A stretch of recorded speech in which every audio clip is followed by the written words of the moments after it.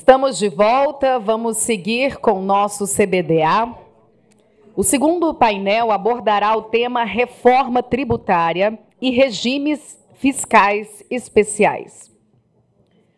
Participarão como debatedores Dr. Paulo Vaz, professor do INSPER do IBDA e sócio do VBSO Advogados.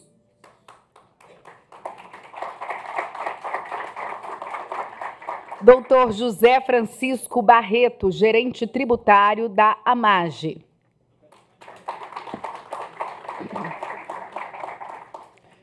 Também convido o Dr. João Lima Júnior, sócio do Lima Júnior Domene e Advogados Associados. E como moderador, Dr. Renato Conchon, coordenador do Núcleo Econômico da CNA. Lembro que as perguntas podem ser enviadas pelo QR Code que está em exibição no canal do YouTube. E os que estão aqui presentes também podem enviar suas perguntas utilizando o formulário entregue aqui com o material do evento. Participem, essa participação é fundamental para a gente ter um debate amplamente rico. Tenho o prazer, então, de passar a palavra ao Dr. Renato Conchon para a condução, então, deste painel. Bom dia, senhoras e senhores, é um prazer estar aqui com vocês. A CNA agradece essa oportunidade, na qual eu já agradeço a Renato Coronel, sempre parceiro. Obrigado pelo convite. Os palestrantes aqui hoje, é sempre um prazer estar falando com vocês de um tema tão caro, tão importante e de um momento ímpar que o Brasil vive, que é a construção do debate necessário para a construção de uma reforma tributária que viabilize negócios no Brasil, que promova o crescimento econômico, mas com a responsabilidade de que essa promoção do momento econômico tenha respeitado as peculiaridades, né? E para isso a gente vai discutir aqui com os especialistas se realmente essas peculiaridades, essas especificidades devem ser observadas, respeitadas e seguidas na reforma tributária, ou se a gente pode ir para um modelo mais simples do ponto de vista global. Acho que esse é o debate que a gente tem que fazer hoje, porque nós vamos, a partir dessas definições, pautar o Congresso Nacional com possíveis observações, sugestões, para que a gente viabilize a aprovação da reforma tributária com as considerações, se assim os senhores nos permitirem. Então, para isso, mais uma vez eu agradeço, acho que é uma oportunidade ímpar da plateia estar participando, ao final, endereçando suas perguntas aos especialistas, para a gente sair daqui, sem sombra de dúvidas, com mais conhecimento, com mais capacidade técnica de discutir, de embasar junto aos nossos parlamentares. Por isso, mais uma vez, eu agradeço, espero que seja bastante proveitoso, e vamos começar. Paulo, passo a você, se você puder, por favor, nos dar um overview sobre como que você vê as questões da reforma tributária atualmente em debate no Congresso Nacional. Obrigado.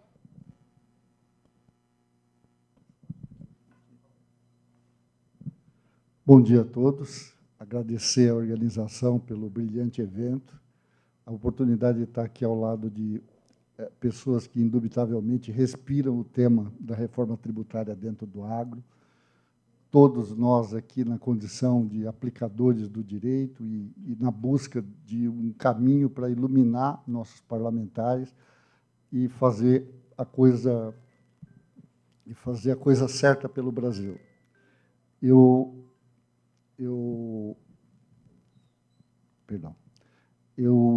queria começar falando um pouquinho do tempo que se debate a reforma tributária no Brasil.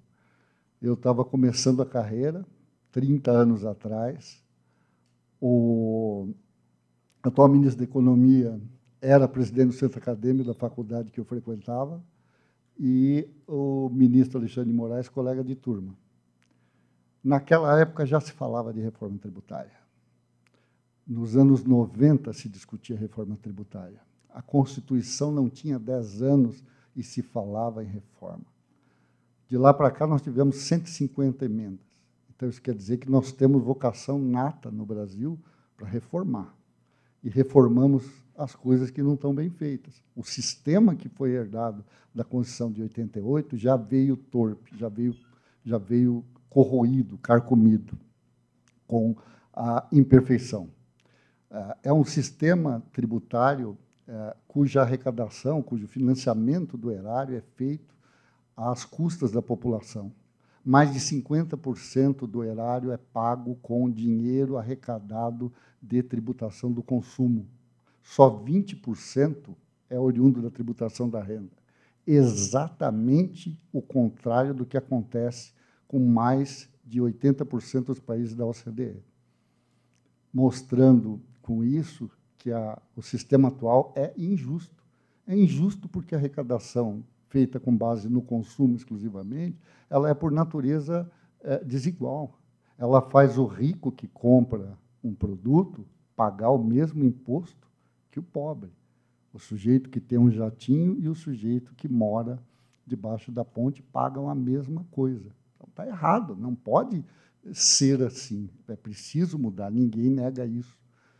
É um sistema complexo, já vinha complexo da época, né? O IPI é dos anos 60, o ICMS ele era ICM antes de se acrescentar o S a partir de 88. Né?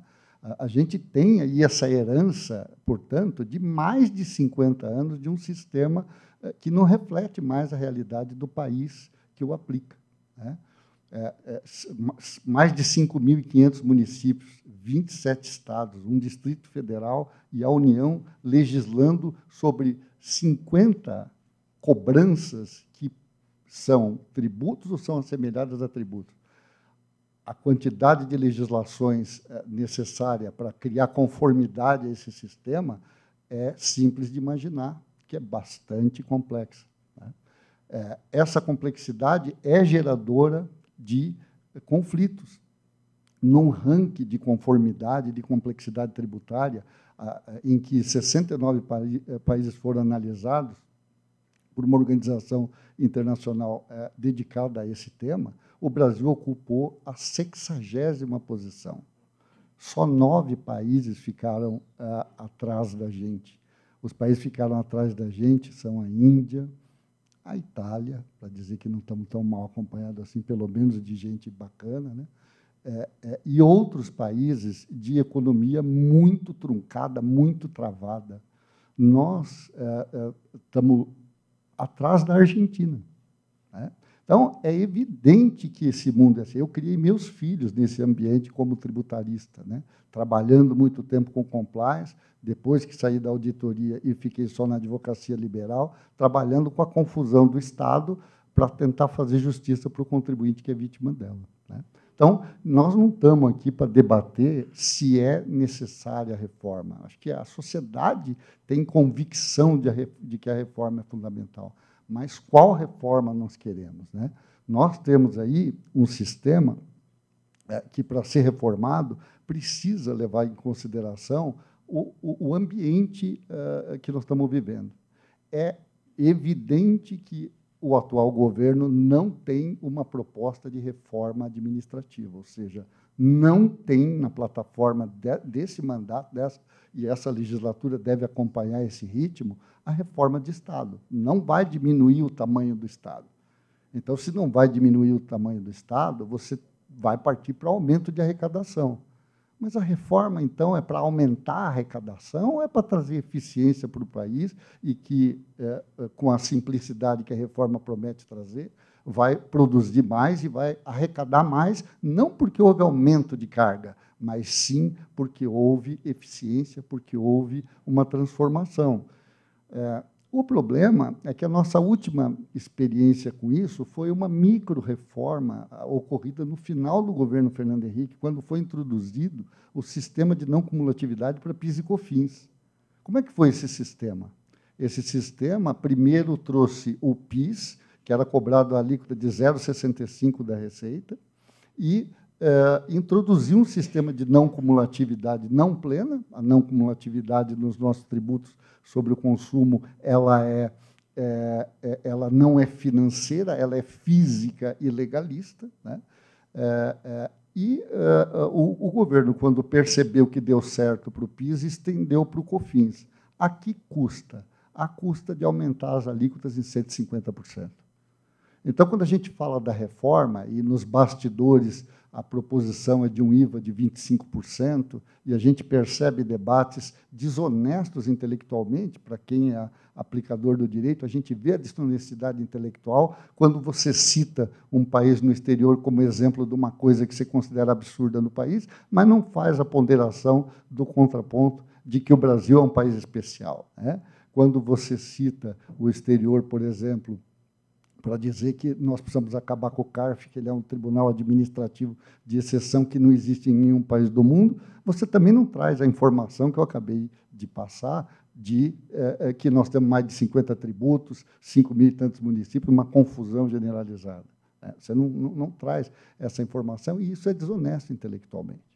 Então, acho que a proposta dessa conversa aqui é trabalhar um pouquinho uma diretriz geral do que é arriscado fazer, do que é perigoso que passe, né? Não acredito em discussões teóricas sobre um tema como esse.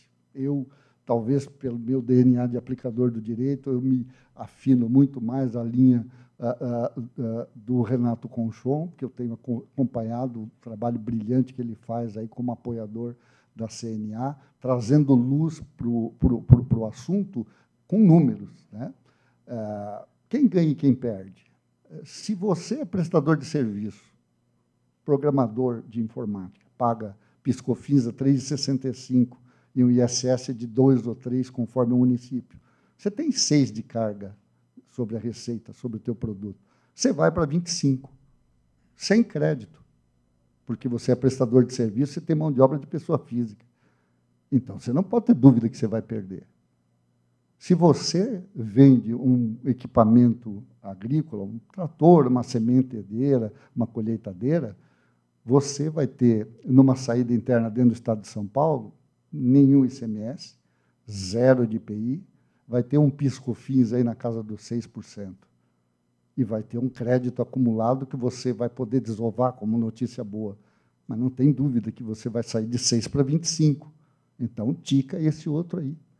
Traz luz para esse debate. Se você produz grãos e você tiver um IVA nos moldes como está previsto na PEC 45, você vai sair de 0 para 25.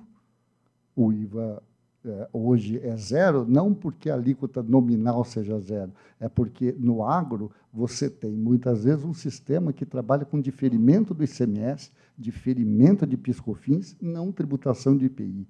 Não porque seja privilégio, é que o tributo, o produto in natura é não tributável, o IPI tributa produto industrializado. A gente precisa esclarecer isso, senão daqui a pouco vai aparecer alguém dizendo que tem mais do privilégio, né?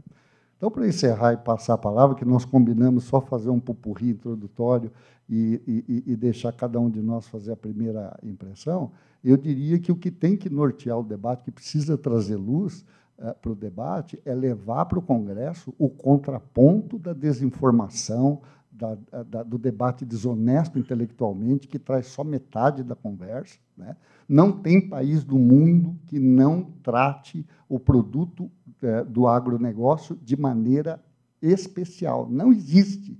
E você não vê isso trazido na grande imprensa. Você só vê o eco de quem diz que precisa mudar porque tem privilégio. Então, se a gente não fizer esse contraponto com clareza, e a clareza tem que vir do número, na minha opinião, porque contra números e fatos não há argumento. Então, vou passar agora a palavra para o meu colega, que vai trazer a experiência dele, que não é pouca sobre o tema. A gente já participou de debates antes, ele tem uma visão também muito particular do negócio, né? Eu não sei se eu devia ter devolvido para você ou se eu pulei você. Desculpa. Eu acho que você vai ter que usar o meu. Bom dia a todos. Me foi passada a tarefa aqui e eu agradeço o convite, Renato, e parabenizo o IBDA por esse evento maravilhoso, que cada vez mais seja presencial e não mais online, porque o contato humano ainda é necessário para as nossas relações. Especialmente, eu lamento um pouco o agro brasileiro ter que se preocupar ou se ocupar tanto com um tema reforma tributária, né? Felizmente, hoje no Brasil, o agro vem crescendo punjantemente e a reforma tributária ela está, da forma posta, trazendo para o agro muita preocupação, né? A ponto de estarmos aqui hoje debatendo esse assunto. Para mim, foi passada uma tarefa um pouco mais simples, que é a relação tributária do agro e os impactos dessas reformas propostas para a exportação de commodities, sejam elas soja, milho, algodão, carnes, né? E a minha preocupação volta no começo. O primeiro ponto que a gente precisa ter em mente é que qualquer que seja o IVA ou o IBS, como o próprio Paulo já falou, vai sair de uma alíquota zero de ICMS, de PIS e COFINS, de IPI, para uma alíquota de 10, 20, 25, 30, não sei qual será a alíquota, porque não diz nas propostas, mas haverá aumento desta carga. Ao aumento desta carga, o custo de produção será aumentado. O produtor vai pagar mais caro no trator, vai pagar mais caro no combustível, vai pagar mais caro nos insumos sementes, fertilizantes, químicos, em todos os seus serviços agregados, desde a borracharia até os serviços de auditoria, serviços de contadores, de advogados, etc. Esse aumento no custo é financiado pelo produtor. O produtor ele tem uma captação financeira para custear a sua produção. Esta captação financeira será aumentada. Hoje, se ele faz uma captação de $1.000 para fazer 1 hectare, ele terá que fazer uma captação de $1.250 para produzir no mesmo hectare. Essa captação, em alguns ciclos, é rápida. Em outros ciclos, ela é mais lenta. No ciclo da exportação, e aqui vou trazer o conhecimento específico, que seria da soja, nós estamos falando aí numa captação que se inicia em julho e agosto, para uma exportação que será realizada em maio ou junho do ano seguinte. Ou seja, estamos falando em um carregamento de 10 meses de custo de produção. Falam-se em devolução rápida dos créditos, né? Vai gerar crédito, o produtor vai ser tributado na hora que adquire todos os seus produtos, mas na hora da venda ele vai ter o débito, ele vai aproveitar o crédito e o adquirente vai captar esse crédito e depois aproveitar esse crédito na saída. Sendo o adquirente um exportador, na exportação terá de volta o ressarcimento dos seus valores. Ótimo, o sistema parece perfeito, mas isso envolve tempo, no mínimo envolve tempo. E dentro de todo esse percurso, desde a lavoura, na verdade, desde antes da lavoura, na captação do recurso, até a exportação, nós temos N fatores que influenciam. Esses fatores são externos. Quem vai definir esses fatores? Como será feito o ressarcimento? A que medida será feito? Está ficando tudo para a lei complementar. A lei complementar, muitas vezes, na experiência, o Paulo tem essa experiência bem incrustada no seu trabalho, a lei complementar, muitas vezes, delega esta atitude, né, a agências ou conselhos que estão na proposta, na PEC 45, por exemplo, que são formados de pessoas, que são formadas de representantes dos municípios, dos estados e da União, como está na proposta. Não tem a participação da sociedade civil. É a minha segunda crítica. Tá? Porque este conselho, essa agência, terá poderes, que a gente não sabe quais são todos eles, mas para definir ressarcimentos, repasses desses valores dos créditos para os entes federados. Né? E aí entra a preocupação, inclusive, dos municípios, dos estados. O estado que não é consumidor, é só produtor, receberá isso antes. Os fundos, se é que vão ser criados fundos para a exportação, para o ressarcimento dos estados por conta da exportação, como vão funcionar, se vão existir. Né? Então, são preocupações. E por que eu falo dessa preocupação dos fundos constitucionais para o ressarcimento da exportação? Porque hoje há uma briga muito grande dos estados com a União, porque esses fundos nunca foram criados, nunca foram efetivados. Né? E os estados produtores, que é o nosso caso do Mato Grosso, ele trata isso como uma problemática muito grande. E aí os estados eles começam a perseguir soluções para resolver um problema que não é dele. Qual é a solução que alguns estados encontrou? Os fundos estaduais. FETAB, FAC, FABOV, Fundersul, Fundeinfra, inúmeros. Cada estado está criando o seu regulamento interno, criando fundos para, de certa forma, ter uma arrecadação maior em cima da exportação. Tá? Então, é uma problemática. Outro problema que a gente já identificou no sistema é, vamos mudar para algo que vai só para o consumidor. Estamos falando de agronegócio, estamos falando de alimento. Em suma, o agronegócio produz alimento. Não nos consideramos trading de soja, trading de milho, trading de óleo, consideramos trading de alimento. Aumentando a tributação sobre o agronegócio, quem vai pagar a conta? É o consumidor. Nas propostas aí colocadas. Vai aumentar valor sobre a comida, sobre o alimento. Todos os países que têm IVA, que têm IBS, que têm sistemas semelhantes, todos, com raríssimas exceções, se não me engano, são só 2, têm alíquotas ou tratamento totalmente diferenciado para o agro, justamente por entender essa especificidade. Que o agro está na base da cadeia produtiva e está na base da cadeia alimentar. Por isso tem que ser tratado diferente, ou com alíquotas diferentes, ou com formas de isenção, substituição, diferimento, postergação, etc., que fazem todo sentido. Mas essas preocupações têm que ser levadas a sério.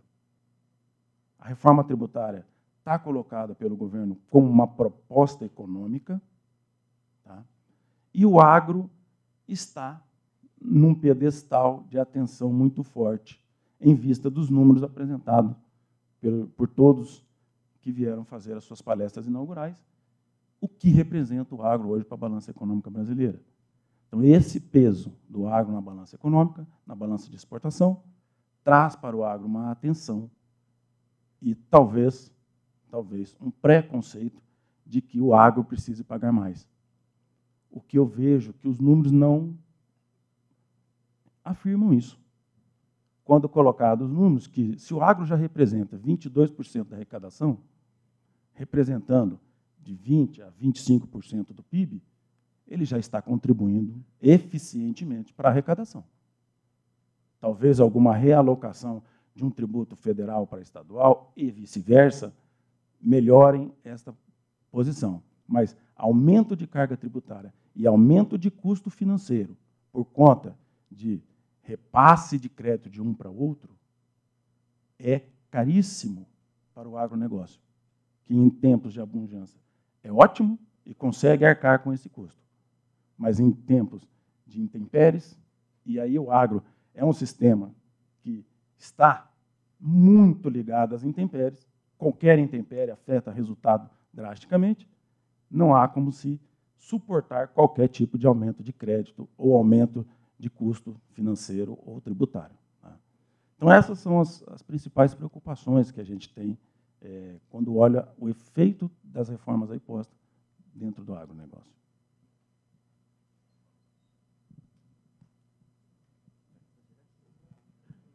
João, já vou passar para você.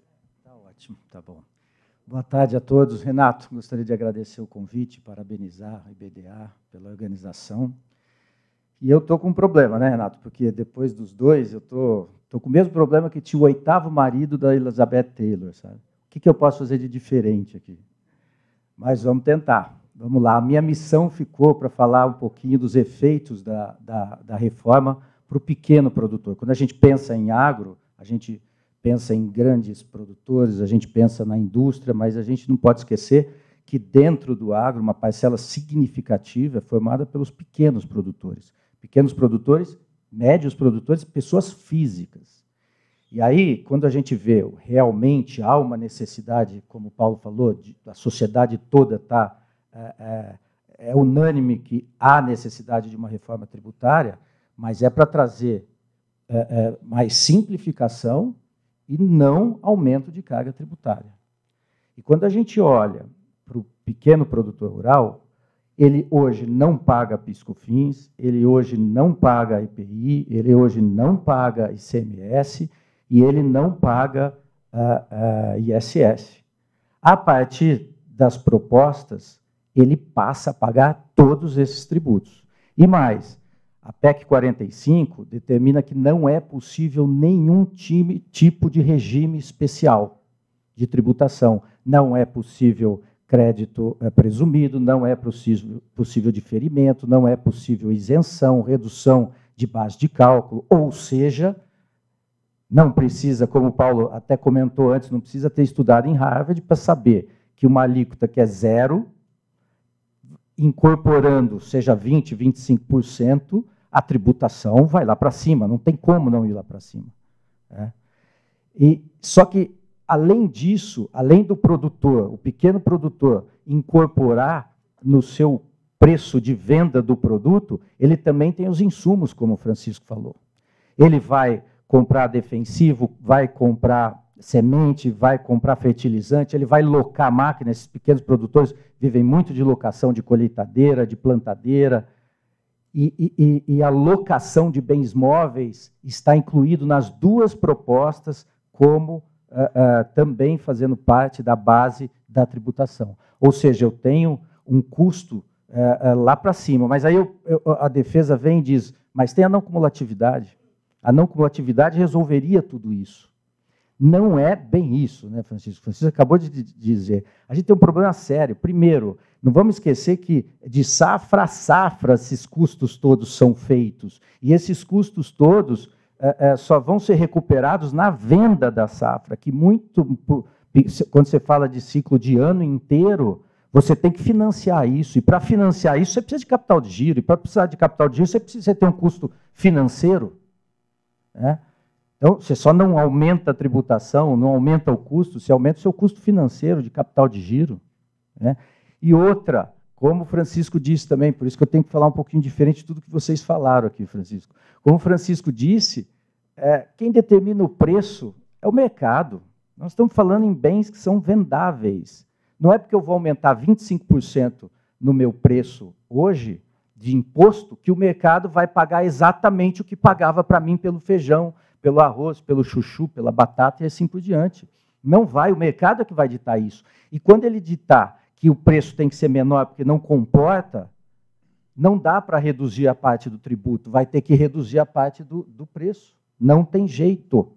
É essa a consequência. E quando a gente olha para a possibilidade de quebra de safra? E quando a gente olha para a possibilidade da colheita não atingir o resultado que o produtor esperava? O que vai acontecer? Crédito acumulado. E aí a experiência mostra que crédito acumulado não é uma tarefa muito fácil para você recuperar. Um verdadeiro calvário em vários estados, e quem trabalha com isso sabe disso. Por isso eu vou fazer um breve parênteses aqui para tocar em dois pontos, tanto a não cumulatividade quanto a questão da restituição do crédito acumulado. Necessariamente tem que estar previsto na Constituição a amplitude disso. A gente tem hoje não cumulatividade, é íntimo de todos nós. Né? Nós temos não cumulatividade no IPI, nós temos não cumulatividade no ICMS, nós temos não cumulatividade no PIS/COFINS, previsto na Constituição, mas aí vem o legislador infraconstitucional e começa as limitações. Pode esse crédito, não pode aquele crédito. Vem o intérprete da norma infraconstitucional, através de parecer COSIT, através de instruções normativas, e, novamente, restringe os créditos. Vem o aplicador, que é o fiscal, ali na ponta, e vai fiscalizar a empresa, o produtor, e diz, olha, esse crédito específico se encaixa na impossibilidade. Você é limitado o tempo todo. Então, a amplitude, e se fala, graças a Deus, os dois projetos falam em não cumulatividade financeira, é importantíssimo isso. Financeira, todos os gastos seriam créditos. A PEC 110 excepciona gastos gastos pessoais, né? Na verdade, assim que ela coloca. Ótimo, mas isso não pode deixar para o legislador infraconstitucional determinar, porque nós vamos cair no mesmo problema que a gente tem hoje. tem que estar a amplitude toda na Constituição. A mesma coisa a restituição de crédito acumulado. Tem que ser rápido, tem que ser efetiva, e isso tem que estar previsto na Constituição, porque se deixar para infraconstitucional, isso vai longe. E isso é um alerta, como a gente conversou, nós não temos certeza de nada ainda, porque nós estamos começando só o debate, não existe uma proposta específica, por isso tudo aqui são alertas, né? E, por fim, para o pequeno produtor rural, uma coisa que é extremamente problemática, como a gente fala em reforma para simplificação, além da questão da carga, para o pequeno produtor rural, pessoa física, o médio produtor rural, hoje, por não haver os tributos, eles não mantêm contabilidade, controles. Com a reforma do jeito que está sendo proposto, necessariamente vai ter que ser instituído para esses pequenos, até a pessoa física, famílias que cuidam da propriedade rural, vai ter que ser instituído controles, contabilidade, com todos os custos que advêm disso. Quer dizer, é uma reforma que o Brasil quer, a sociedade quer, para simplificar e, pelo menos, manter a carga tributária. Quando a gente vem para o agro, para o pequeno produtor rural, é uma reforma para complicar e aumentar a carga. É isso. Basicamente é isso. E aí, a gente pergunta, pode regredir desse jeito? Isso tudo que a gente tem não são conquistas históricas da sociedade, do agro, do cidadão até, que tem que ter garantia de alimentação? E aí eu tomei a liberdade de, voltando lá em 88 na Constituição, porque quando eu comecei, quando a gente se debruça, a gente vê que a gente está voltando no tempo, voltando nas mesmas discussões que já tínhamos superados por consequência da luta de muitos. E aqui eu vou tomar a liberdade de ler um trecho do ministro Roberto, que foi na Constituição de 88, na Comissão de Tributação, ministro. O senhor colocou e fez a seguinte ponderação. A questão tributária, no que diz respeito à economia agrícola, deve ser examinada à luz da seguinte realidade. Primeiro, a sociedade brasileira tem exigido desse setor um desempenho que resulta em permanente pressão sobre a renda, através de controle de preços ao consumidor final e por necessidade de competição no mercado externo. Segundo, a tributação sobre a produção agrícola é exercida de forma desequilibrada, onerando o produtor, independentemente da margem de lucro, geralmente pequena. Essas constatações, senhor presidente, levam à conclusão de que a tributação sobre o produto envolve sérios aspectos regressivos, tanto para o consumidor que utiliza uma alta parcela de sua renda na alimentação, quanto para o produtor. Solicitamos que se estude definitivamente um sistema tributário para a agricultura, no qual não fosse tributada a produção, mas a renda de produtos e a terra. Porque aí, seguramente, pagariam aqueles que ganharam. Essas foram as palavras do ministro Roberto Rodrigues. E essa luta toda, através dele, através de tantas outras vozes que ecoaram naquele momento, em relação histórica para chegar naquele momento, nos levaram a essa tributação. E hoje a gente começa a debater a mesma coisa que a gente estava debatendo em 1988. Parece até que a gente daqui a 2 anos vai ser eliminado pela Argentina na Copa do Mundo, né? Gol do Canija. É isso, a gente volta no tempo, né? E pode.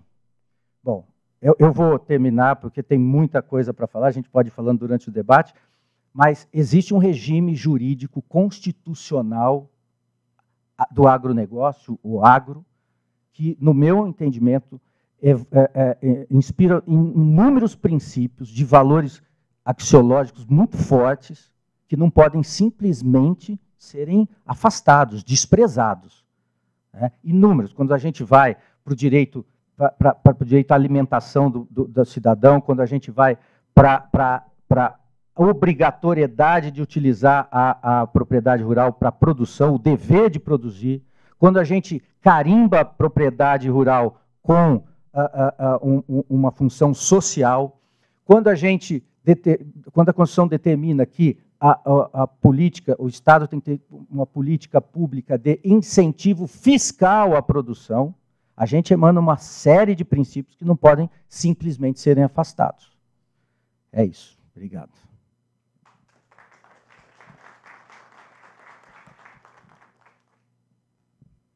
Senhores, obrigado. Obrigado pelas ótimas colocações que vocês fizeram.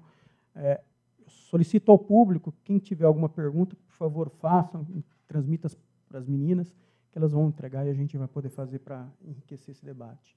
Eu acho que ficou muito claro aqui. João, obrigado por trazer esse resgate histórico do ministro Roberto Rodrigues. E, ministro, obrigado por ter uma visão lúcida naquele momento que se aplica exatamente no momento que nós vivenciamos hoje.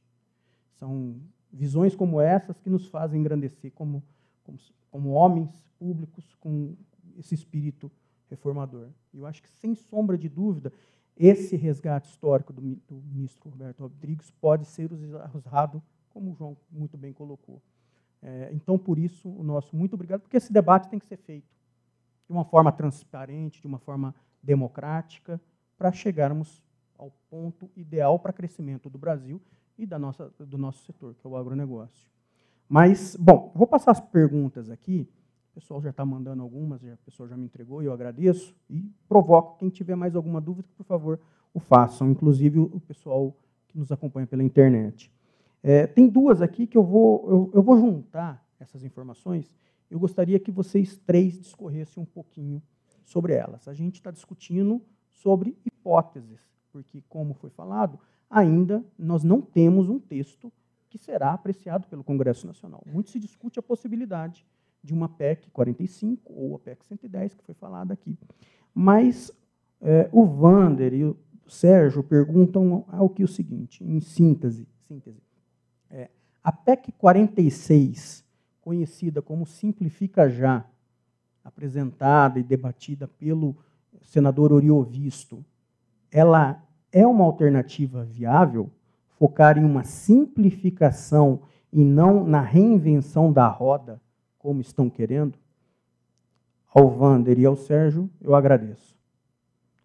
Paulo, pode falar, por favor. Eu tenho a impressão que ela tem a gênese de uma parte do caminho. Se vocês perceberem o trabalho que estava sendo feito pelo governo anterior, o governo anterior ele ofereceu um projeto de lei de CBS visando enquadrar já uma eliminação de tributo, porque quando a gente fala de PEC 45 e 110, nós estamos falando do que, essencialmente? As duas acabam com uma série de tributos, a PEC 110 acaba com 9 tributos, a 45 acaba com 5 tributos, para criar um novo sistema não cumulativo de tributação. E o governo federal já tinha ido nessa linha quando tinha proposto a CBS, pensando já na eliminação de IPI, de PIS/COFINS e de alguns outros tributos, inclusive CID, porque a gente não pode esquecer dos penduricalhos que existem por aí. E você tinha, nesse modelo, o atendimento de uma parte das questões com um nível de segurança jurídica mais controlado. Se você propuser uma reforma radical, como trazem esses dois textos, a gente tem que entender que, várias vezes, esse material que eu coloquei aí, o Fábio, que é um grande tributarista que está olhando ali, eu falei para ele, Fábio, não é calendário, não joguem fora que não é calendário. Esse material aqui que a gente preparou é um material que traz o texto comparado das PECs, traz informações sobre quem ganha e quem perde, inclusive com apontamento de alguns números, e traz informações comparadas de outros países, né? E nele a gente percebe claramente que a simplificação devia ficar à frente dessa pretensão de revolucionar tudo. Quer dizer, ICMS origem e ICMS destino tem aqui no histórico das reformas, né? O primeiro grande debate, começando em 95, aprofundando em 96, até que, quando encerrou o primeiro mandato do Fernando Henrique, deu uma congelada na conversa, né? Essa primeira tentativa de reforma, ela não foi para frente muito por causa da questão ICMS origem e ICMS destino. Parecia um déjà vu da República do Café com Leite. São Paulo e Minas deram pau. Né? E deram pau porque é uma mudança muito grande. Hoje em dia, ICMS destino você está pagando na operação via internet, no comércio eletrônico. Não tem exercício muito grande sobre o impacto para cada estado. E pode ser terrível. Né? A gente está falando de criar uma insegurança jurídica. Se você olhar os projetos que existem, né? A PEC 110 e a PEC 45, cada uma delas tem um período de teste, 1 ano na 110, 2 anos na 45. Depois ele tem um período de conformidade em que você já começa a reduzir a carga dos tributos e aumentar a carga dos novos tributos. E depois 15 anos na PEC 110 para que o sistema de repasse de Estado que ganha, Estado que perde, município que ganha, município que perde, funcionar, e 50 anos na 45. A gente até hoje discute a Lei Candir, que é de 96, e que serve de mote, serve de motivo, né? Serve de desculpa para tentar tributar a exportação. A gente quer copiar a Argentina, vamos copiar Cuba. Porque, na verdade, nós estamos querendo copiar Cuba também quando a gente fala num modelo de cashback. O que é o cashback? O cashback é, vamos tributar a cesta básica, onerar, como você bem ponderou, João, onerar o produtor já na origem, porque o custo, você está olhando o custo econômico, mas não está olhando o custo financeiro, né? Do impacto que tem isso, e depois nós vamos criar um sistema em que o sujeito vai lá com um carnê, tudo bem que vai ser eletrônico, sei lá como é que vão fazer um negócio desse, e vai comer na mão do Estado. Né? Vai virar um instrumento demagógico. Um programa social, ninguém discute que o Brasil tem que ter, mas não deve ser instrumento demagógico, deve ser renda mínima, uma coisa desse tipo. Todo o resto que se faça tem que ser pesado bem. Então, a simplificação, para não me delongar mais, ela tem que estar no mapa. A gente tem que pegar as 3 PECs, jogar no liquidificador e tentar ficar com a pior, com a melhor situação. Em resumo, façam minhas palavras do Paulo. É exatamente isso. Simplificar, às vezes, não resolve o todo, mas, às vezes, é melhor do que uma reforma tão profunda a toque de caixa. Também concordo com eles. Eu acho que, assim, claro que tem um mundo ideal. O mundo ideal, nós virarmos a chave, realmente é uma loucura esse nosso sistema, né? Todo mundo chama de manicômio, né? Eu acho que o Paulo falou outro dia, eu não sei quem me falou, que manicômio, pelo menos, a gente consegue fugir. Aqui não dá para fugir. Então, assim, é mais ou menos um manicômio. Mas isso precisa ser resolvido, porque ninguém suporta mais isso. Claro que o mundo ideal é virar a chave para um novo regime, esse regime maravilhoso, hipotético, mas ele não existe, não tem como. Tem que simplificar paulatinamente, não existe como. Cada peça que você mexe afeta um setor, afeta uma região, afeta um produto, e todos gritam, com razão. Se você pegar os principais pontos de discórdia, de conflito, e começar por eles, você já vai ter um enorme avanço. E as propostas têm coisas boas, não dá só para criticar. Né? A própria coisa boa é a questão da não cumulatividade financeira. Isso é uma coisa que tem que ser resolvida, essa luta. Se a gente pegar o judiciário hoje, o judiciário está enxurrado de ações discutindo se eu posso me apropriar desse crédito de PIS, se eu posso me apropriar desse crédito de COFINS, se eu não posso. Né? Isso tem que ser resolvido de uma vez por todas.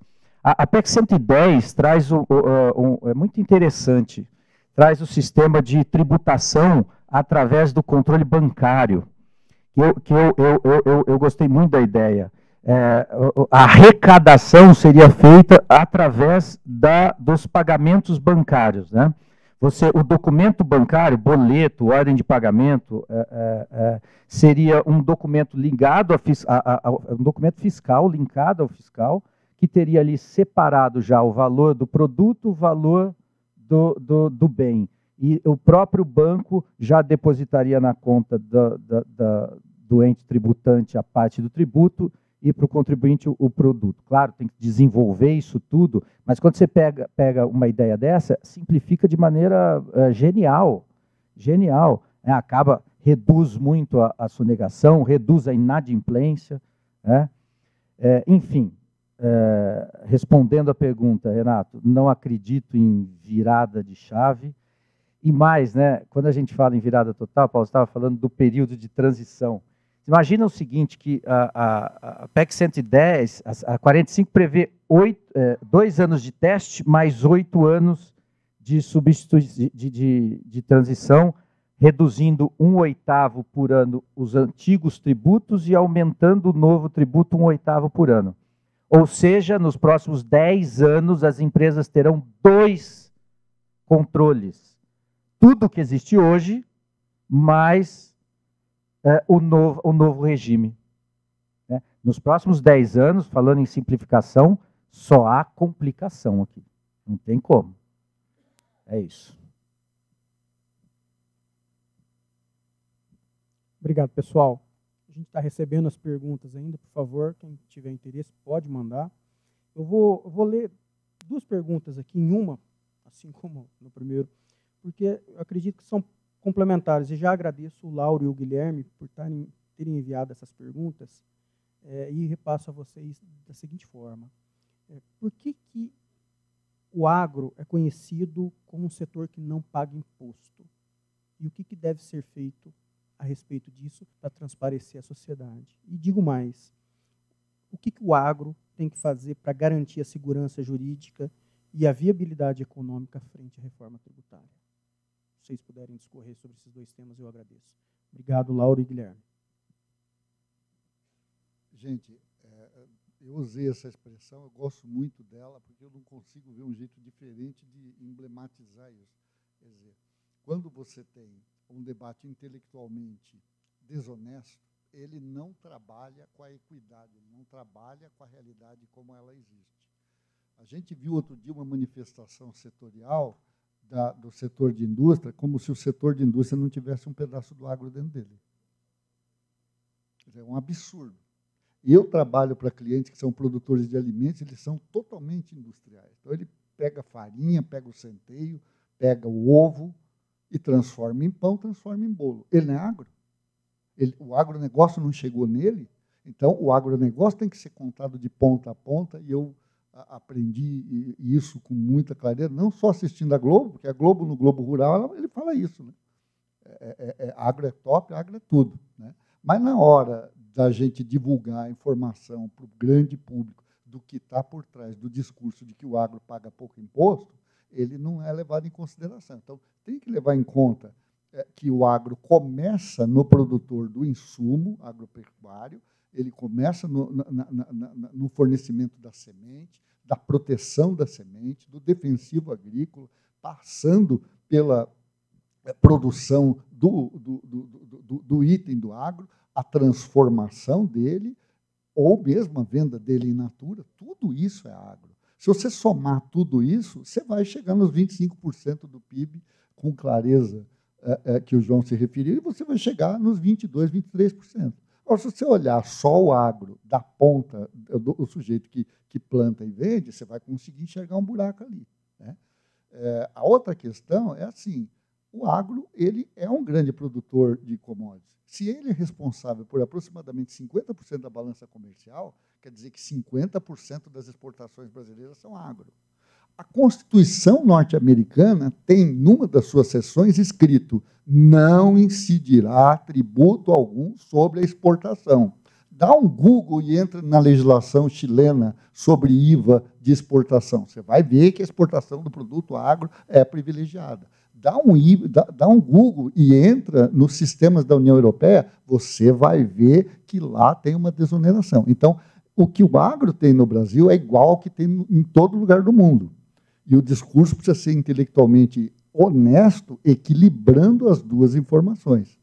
O agro tem, na área federal, entre aspas, benefício, que é a possibilidade de deduzir integralmente os gastos incorridos na aquisição de ativo imobilizado não circulante, que é um instrumento de alavancagem financeira para o agro. Então, uma indústria, é verdade, ela compra uma máquina, vai depreciar em 10 anos, se a máquina trabalhar em mais de 2 turnos, vai depreciar em 5 anos. Vai virar dedução como despesa de imposto de renda. O agro deduz isso na cabeça. Mas isso não é à toa. Isso é assim porque o agro ele é errático, ele é absolutamente sazonal e ele é imprevisível em termos de lucratividade. É uma atividade de risco. Você tem que comparar o agro com a mineração. Pode ser que não dê nada esse ano, pode ser que dê. E se você tiver um sistema que não permita... Bom, limitação de prejuízo fiscal no Brasil já é uma coisa de viés arrecadatório. Você teve R$1 bilhão de prejuízo, no ano seguinte você tem R$10 bilhões de lucro, você vai pagar imposto de renda sobre 30%, sobre 70% desse novo lucro. Quer dizer, é um absurdo, né? Não faz sentido nenhum. E o agro, nesse sentido, ele só faz acontecer o que é correto do ponto de vista técnico. A aceleração da depreciação é, sim, um estímulo que é comparável a outros benefícios do exterior. Então, sim, eu acredito que existe um debate que propositadamente coloca o agro como um beneficiário de uma situação privilegiada, quando, na verdade, qualquer exportador no Brasil vai ter a mesma carga tributária que o agro tem. Imunidade, não paga IPI, não paga ICMS, não paga PIS/COFINS. Não tem vantagem para o agro. E isso tem que ser dito. Quanto à questão institucional, se eu entendi bem a pergunta, para passar logo a palavra, nós temos mais 20 minutos só de debate, eu diria isso, a gente tem que ter a frente parlamentar sendo alimentada com uma agenda propositiva, né? Eu estou copiando uma palavra que quem usou foi o Conchon na última reunião, que inclusive ele coordenou brilhantemente através da CNA, para dizer o seguinte, que não dá para trabalhar só com base em princípios, porque a gente tem no debate gente que acredita que os fins justificam os meios, e quem acredita que fim justifica meio não tem princípio. Então, se você ficar no debate teórico, exegético, laboratorial do assunto, você corre o risco de ter um resultado amargo, mergulhando o país numa recessão que a gente não sabe como que vamos sair, né? Então, acho que a posição do agro ela tem que ser de iluminar o parlamentar. Iluminar como? O trator para vender para o agro sai de 0, vai para 25. Não tem dúvida que é um aumento brutal. E aí o automóvel de passeio cai de 40 para 25. Está certo isso? Não pode estar. Eu tenho dificuldade de lidar com isso porque eu sou o cara do débito-crédito. Eu sou meio contador, meio auditor e meio advogado. Eu, quando penso no tributário, eu não consigo pensar no tributário só das palavras bonitas da teoria. Eu acho que a gente tem que levar essa mensagem para o Congresso e segurar a onda lá. Agradeço a pergunta. O agro é tributado de forma diferente porque é uma atividade diferente. Todos os países no mundo que competem no agro com o Brasil tratam o agro de forma diferente. Seremos novamente outra jabuticaba a tentar tributar o agro igual qualquer outra atividade e perdemos competitividade internacional? É uma pergunta. Eu não tenho a resposta para isso, mas não acho que seja o melhor caminho. E quando se fala na atividade agro não ser tributado, me soa exatamente a isso que o Paulo falou. É um discurso mais ideológico que não guarda o princípio da verdade. Não estamos falando a verdade. Isso não é verdade. Os números provam o contrário. O agro é tributado. Ele tem condições especiais que não resultam em ser um setor beneficiado à extrema. Tá? Então, essas premissas falsas que são divulgadas só tendem a piorar. E aí eu concordo com o Paulo de novo quando ele fala: o argumento premissa tributária, premissa de direito, premissa jurídica, segurança jurídica, fique para nós acadêmicos, professor Fábio, porque neste debate que agora estamos enfrentando de reforma tributária, a economia fala mais alto. Seja apresentar o que o agro contribui e vai continuar contribuindo com essa ou aquela proposição de reforma, seja apresentar o impacto negativo dessa ou daquela reforma para cada situação do agro, que dentro das várias situações do agro não se tem uma unanimidade. Cada setor é impactado de forma diferente. Quanto mais ciclo tiver, menor será o impacto efetivo. Quanto menos ciclo tiver, maior será o impacto efetivo. Quanto menor o produtor, maior será o impacto efetivo, porque ele não tem condições de passar aquilo para o preço, igual o João falou. Não é tão flexível. O produtor de abóbora não consegue colocar 25% a mais do preço de abóbora. E quando ele tiver uma safra ruim, uma frustração total, ele amarga um prejuízo que é só dele e vai gerar um crédito que é só dele e sabe-se lá quando vai receber. Então, são alternativas complicadas, mas a única coisa que é unânime entre nós aqui, parece ser unânime, e entre muitos que a gente conversa, não dá para tratar o diferente de forma igual. Em nenhum ramo do direito isso é feito. Os iguais são iguais, os diferentes são diferentes. Isso é isonomia.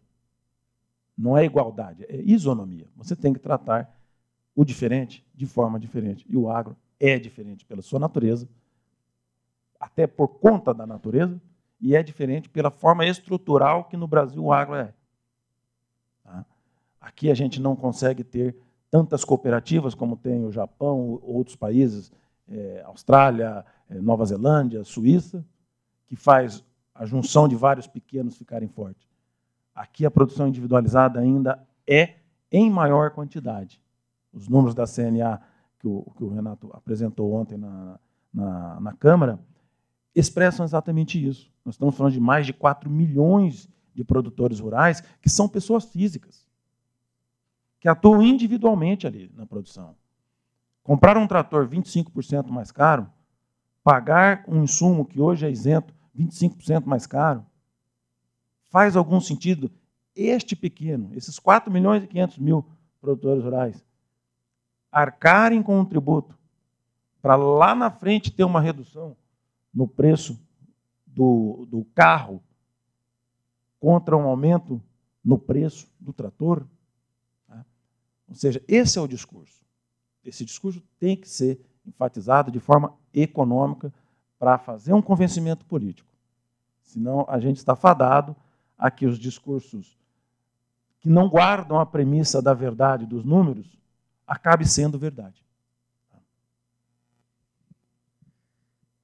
A linha é essa, né? Quando a gente vê a tributação, não é verdade que não há tributação no agro. Né? É responsável, né, Renato, qual a porcentagem de arrecadação que tem no todo o agro? É enorme. Realmente, o pequeno produtor, ele sim é menos tributado. E tem que ser. E aí eu volto no que eu falei lá no começo, é constitucionalmente garantido isso. É política de Estado que deve ser assim, o mundo inteiro é assim. Não é a gente, né? Não é, como o Paulo disse, uma jabuticaba. Se a gente for lá no artigo 5º, inciso 26 da Constituição Federal, nós vamos ver que a pequena propriedade rural, administrada familiarmente, é impenhorável. Isso é conquista, isso tem que ser assim, é demanda social, é necessidade para suprir o direito à alimentação que o mundo tem, não só o Brasil. Né? A gente não vê na Constituição a impenhorabilidade dos nossos escritórios de advocacia, né, Paulo? A gente não vê a impenhorabilidade de um pequeno comércio, a gente não vê a impenhorabilidade de uma pequena indústria. Mas a gente vê a impenhorabilidade da pequena propriedade rural. E quanto a o que fazer para combater isso, eu acho que hoje todo mundo concorda, né? É um pouco unânime que a gente vive um momento de desinformação. É grave, a gente vem vendo isso anos e anos e anos, e a coisa vem piorando, e a gente vive um momento de desinformação. As redes ajudam a isso, os conflitos políticos ajudam isso, sociais, e a única maneira é combater. Única maneira. O Paulo falou do CARF agora. Eu fui, durante 10 anos, julgador do CARF. Fiz parte da Câmara Ordinária e Câmara Superior. E lá eu vi claramente que, diante dessa essa loucura toda tributária que a gente vive, ainda é um dos pouquíssimos, se não o único lugar onde o contribuinte consegue obter um pouco de justiça fiscal ali, quando há um erro de uma fiscalização, quando há um abuso e etc.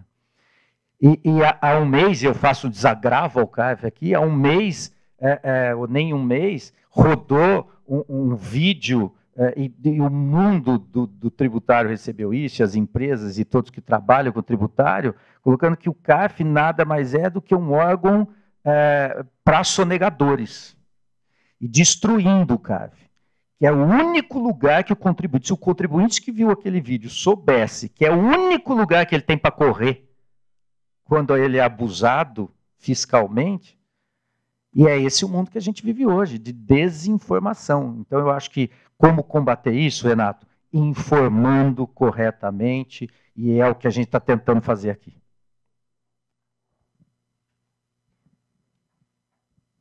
Obrigado, pessoal, por estar mandando as perguntas. Tem mais uma pergunta aqui, senhores, e a gente tem alguns, próximo a 10 minutos, 11 minutos, e eu gostaria que vocês respondessem essa pergunta de um dos que nos acompanham, e eu vou colocar uma vírgula e acrescentar uma minha, se me permitem. Que é o seguinte, não, hoje eu estou perguntando, João, hoje eu estou me segurando para perguntar, mas vamos lá. Não, hoje eu quero perguntar. Hoje é só perguntar, Paulo. Mas vamos lá. O Gabriel Nunes nos pergunta o seguinte: seria possível aprofundarmos sobre possíveis soluções, e eu coloco uma vírgula, sobre as soluções que nós, pelo menos, estamos debatendo até o momento? E atrelo uma pergunta minha, que é o seguinte: a gente vê as possibilidades, as intenções de tributar de uma maneira única alimentos, carros, medicamentos, bens de luxo. A gente lembra, como o João colocou, que na Constituição tem a questão da isonomia e tem a questão de um adequado tratamento para os setores.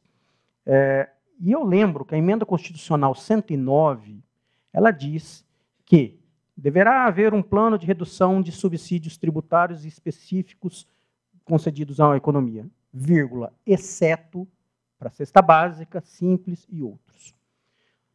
Dentro da pergunta do Gabriel, vocês veem que se nós insistirmos em uma reforma tributária nos moldes rígidos, a gente já tem uma possível ADI dado ao confrontamento da Emenda Constitucional 109? Gente, eu vou pedir um pouquinho para vocês abordarem esse ponto, para a gente não extrapolar o tempo. Obrigado. Eu não tenho dúvida que sim, né? Você citou muito bem a questão da pequena propriedade rural, você trouxe isso. A gente tem o ato cooperado, que está ameaçado, né? Ele está ameaçado, né? Porque o ato cooperado também é salvaguardado pela Constituição, o ato cooperativo, perdão, ele também está salvaguardado pela Constituição Federal, para efeito de privilégio em relação ao tratamento socioeconômico que deve ser dado a ele. E a gente tem isso, na minha opinião, como uma espécie de cláusula pétrea, né? Se me permitisse aqui o abuso da questão, a gente não pode ter isso modificado por um sistema que mexa no aspecto tributário da questão e que acabe por desbalancear esse privilégio que foi dado, né? Eu diria que qualquer modelo de reforma constitucional que venha a ser aprovada deveria considerar isso, e, de novo, isso leva para a gente para o caminho de apoiar, acho que o esforço do setor devia ser apoiar a reforma que simplifica em detrimento da reforma que radicalmente modifica o sistema, né? E cirurgicamente salvaguardar esses baluartes que estão conectados ao agronegócio. A sua provocação é excelente, Renato. Partir de uma reforma tributária já com o pensamento no passado, de só ter a certeza da validade dela depois de uma decisão do Supremo Tribunal Federal, não me parece nem uma proposição boa, quanto mais uma expectativa boa, né? E isso tem que ser conversado antes. É exatamente isso. Para isso que nós estamos aqui, para isso que participamos de audiência pública, o Renato participou ontem, tem que ser objeto de debate, né? Não podemos partir de uma reforma com a premissa de simplificação, que até o momento é unânime em todos os tributaristas que eu converso, pelo menos, de que não está simplificando. E chegar a uma reformulação total que vai padecer de uma decisão judicial para ter validade. Realmente é uma preocupação bastante grande nossa e concordo, Paulo, temos que trabalhar em tentar simplificar. Há condições de arrumar os textos da 45 e da 110 para simplificar e não chegar a isso? Há. Mas são mudanças radicais no texto da 45 e da 110, principalmente na premissa de tributar tudo igual. Tratar quem não é igual de forma igual. Não dá, porque a nossa Constituição realmente não permite isso. O princípio da isonomia é contrário a isso. Tá? Então fica aqui um alerta bem colocado. Renato, eu vou até um pouco repetir o que eu falei no começo, mas eu não tenho a menor dúvida que vai haver uma DI se a forceps for aprovado. Eu não tenho a menor dúvida, né? Por tudo que a gente debateu aqui, e se a gente olhar para a Constituição, é o que eu coloquei, ele está carregado de princípios, com intensidade de valor, né?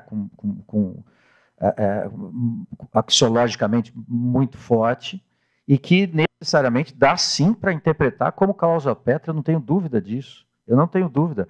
Como eu disse, a impenhorabilidade da pequena propriedade rural, você tem a função social da propriedade rural, você tem o dever da produção sob pena de desapropriação, você tem o direito à alimentação e você tem a obrigação de que o Estado, através de instrumentos fiscais, fomente ao cumprimento disso tudo. Isso não é uma obrigação só do produtor, isso é obrigação do Estado.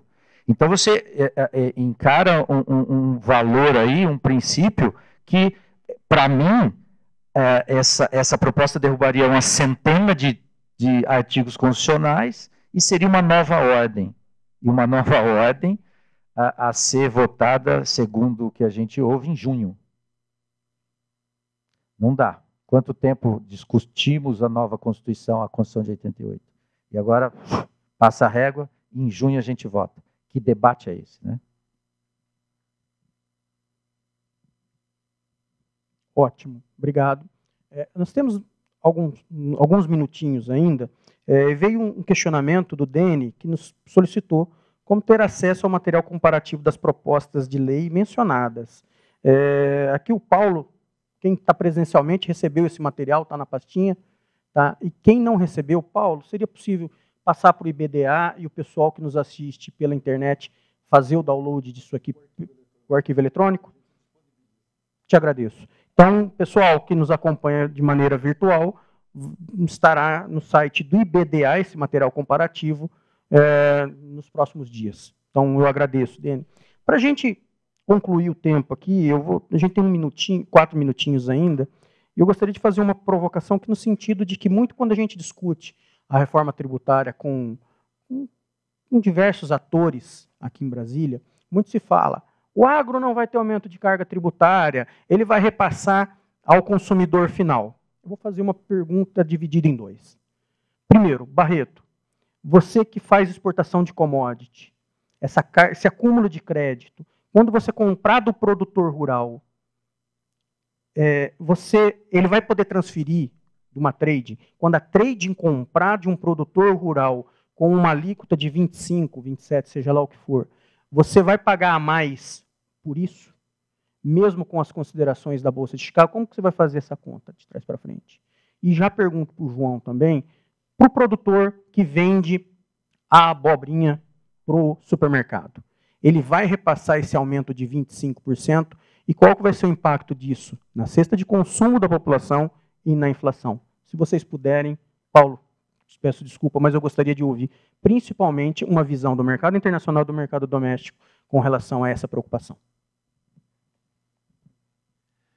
Renato, você me colocou numa encruzilhada, mas realmente é impossível. Tá? Quando a gente fala em mercado internacional, a soja brasileira não é mais verde, ambientalmente falando, ou mais amarela, fisiologicamente falando, do que a soja da Argentina, dos Estados Unidos e dos outros players. Então, a competição internacional é quem dita o custo interno. Então, a conta da soja, e o produtor rural de soja, ele sabe disso, é de fora para dentro. Ele está de olho na Bolsa de Chicago, porque ele sabe que é lá que se mensura valores de exportação. E esse valor vai descendo. O Brasil tem um problema logístico que impacta muito no preço que chega para o produtor rural da soja, e vai ser mais um problema. Um tributo de 25%. O financiamento desse tributo de 25% não vai ter como a trade. E lembrando, qualquer trade, qualquer exportador, nada mais é do que um repassador. Ele também é financiado, em sua grande maioria, com financiamento externo, em menor parte com financiamento interno. O financiamento fica mais caro, o custo desse financiamento mais caro vai ser passado para onde? Para o preço da soja que eu vou vender para a China? Não consigo. Vai ser passado para o preço da soja que eu vou pagar para o produtor. Então, é assim que o mercado funciona. Não podemos trazer para dentro do mercado um problema tributário. Não faz sentido. Tá? Problema de mercado é de mercado, problema tributário é do tributo. Tá? Renato, internamente é a mesma coisa, não tem como fugir disso, né? Aqui você tem uma especificidade que o preço é determinado pela Bolsa de Chicago. Aqui é determinado se vende ou se não vende na gôndola do supermercado. Né? Quantas vezes a gente ouviu aqui que as famílias pararam de comprar ovos porque os ovos estavam caros, o preço caiu. As famílias pararam de comprar tomate porque o tomate estava caro, o preço caiu. Não tem jeito, quem regula mercado é o mercado. Quem regula preço é o mercado. E como eu disse, não dá para reduzir imposto. 25% é 25%. Então nós temos que reduzir o quê? O preço do produtor. E aí a gente cai naquele ciclo, né? O custo aumentou, eu não consigo restituir os créditos, o meu preço caiu e aí vai. E como é que a gente cumpre o dever social da propriedade? Como é que a gente cumpre a obrigação de produzir? É isso, Renato. Não tem jeito. Se aprovar do jeito que está, vai subir o preço do alimento e vai cair o resultado na produção. Não tem como. Não consegui deixar de falar. Engraçado que vai ter que cumprir a função social da propriedade, mas se plantar e não vender, não dá. Então, como que faz? Né? Vamos prender o produtor? Então, é isso. Senhoras e senhores, obrigado. Eu quero agradecer aqui, Paulo, sempre prazer. Barreto, obrigado pelos esclarecimentos.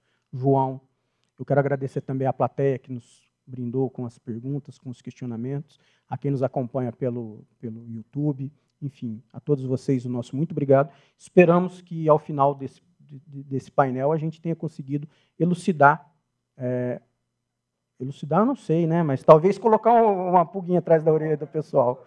Mas informar, eu acho que esse é o nosso papel e, mais uma vez, parabenizar ao IBDA por essa iniciativa e aos senhores pelas exposições. Muito obrigado. Obrigada, vereador. Obrigada aos debatedores, a todo mundo que participou. Agora a gente vai fazer um intervalo para o almoço e às 14h10 retornaremos com a homenagem CBDA 2023 e em seguida com o painel 3. Bom almoço.